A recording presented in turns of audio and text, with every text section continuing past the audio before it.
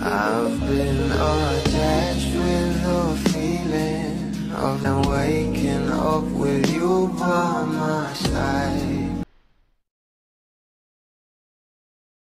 Talaga namang waging-wagi nga itong ating Donnie at Bel Mariano para sa kanilang serye na How to Spot a Red Flag, na kung saan ayon nga guys sa Dreamscape PH, congratulations to How to Spot a Red Flag for being hailed as the national winner representing the Philippines for the best original production by a streamer fiction at the Asian Academy Creative Awards 2025.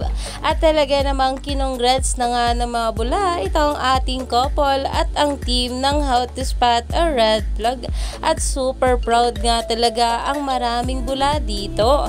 Kaya naman umani nga agad ito ng maraming komento, at ayon pa nga guys sa post ng View Philippines, congratulations to our View Originals for winning at the Asian Academy Creative Awards 2025. At ganyan nga guys talaga kaganda ang bawat ginagawa ngang movie at serye ng ating couple. Kaya naman palagi nga silang nagwawagi sa mga ganitong award. Kaya naman stay tuned lang tayo for more update kila Donnie at Bel sa mga susunod pa na yuda, dahil marami pa nga talaga tayong dapat abangan sa ating couple ngayong araw.